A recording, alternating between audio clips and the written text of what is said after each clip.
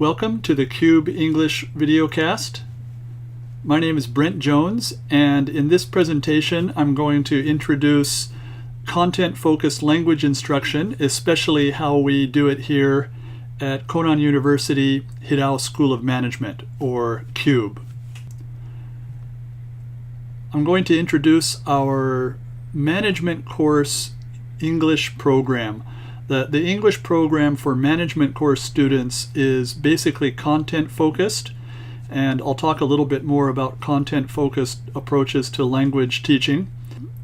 Our other program is the Study Abroad program, and it's an EAP, or English for Academic Purposes program. In this video, I'll focus mainly on the English language program for management course students. So originally, when we designed the curriculum for CUBE, we had several goals or targets in mind, and here's a short list of those targets that we had.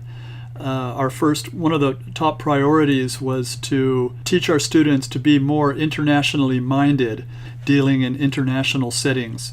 We also wanted to integrate English with their other studies. Communicative competence and confidence was a big target. We want to get students more confident in using their language skills. Also, we want to instill or promote a sense of creativity and a sense of curiosity at CUBE. Currently, our curriculum is set up like this. These are the required English courses for management course students. Semester 1, they have 5 classes a week, Global Challenge twice a week, Speech and Discussion twice a week, and Cube English 1 once a week. Semester 2, this becomes American Studies, Discussion and Debate, and Cube English 2. The Cube English 1 and Cube English 2 classes are basically language support classes. Those classes are used to focus on vocabulary study, study skills, and also extensive reading and extensive and repeated listening. So kind of the language support for other courses that they're taking in that semester. Semester 3, students take European Studies, Japan Studies, Business Communication, and TOEIC preparation. All of those classes are once a week classes. Currently, we stream Global Challenges, American Studies, and Cube English 1, Cube English 2. Those courses are streamed by level, English proficiency level. The speech and discussion and debate class are not streamed. The reason being that we want students to work in different kinds of groups. In semester 3, European Studies and Japan Studies, these courses aren't streamed. Business Communication and TOEIC preparation are streamed. And with Business Communication and TOEIC preparation, that's actually the same class. So the students are studying with the same classmates in those two classes, again streamed by English proficiency. So this is a picture of one of our classrooms. This is presentation day. The student standing on the right side is giving a presentation, a poster presentation on Steve Jobs. So until this year, American Studies was taught in the first semester, and poster presentations was toward the end of that first semester.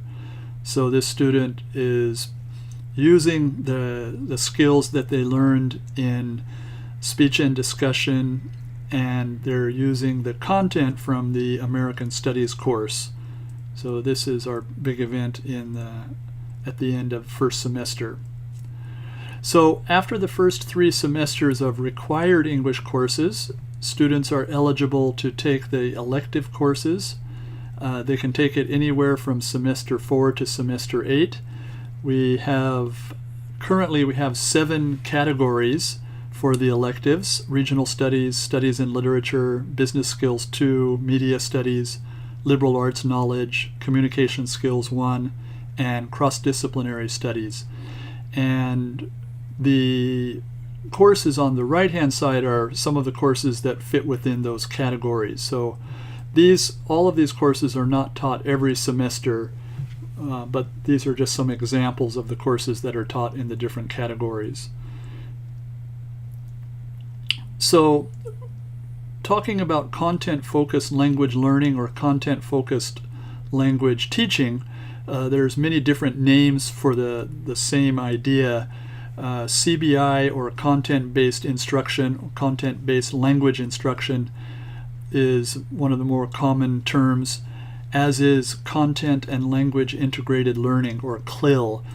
Those are the two very common expressions for content-focused language teaching. But there's many other names, and we don't really make a big distinction.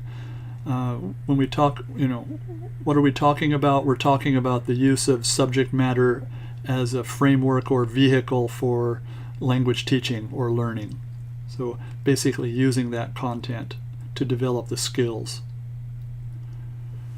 So the benefits of this approach, or the purpose of this approach, we hope that in our program students are learning authentic language.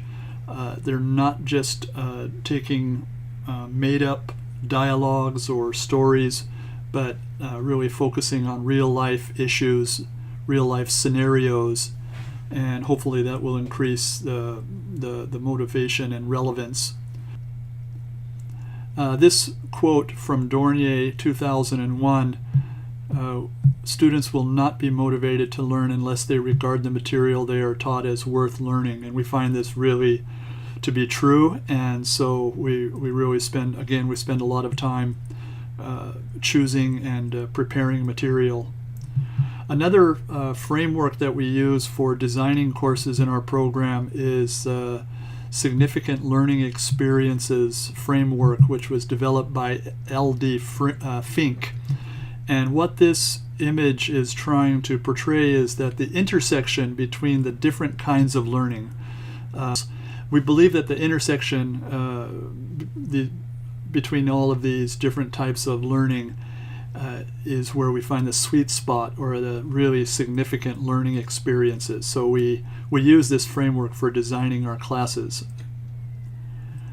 So in Fink's book, he also talks about the kind of process. He provides a step-by-step procedure for creating significant learning experiences in these three areas. So setting learning goals, deciding where you're going with the course, and then having a system for giving feedback to students as they go through the course, and also assessing their progress.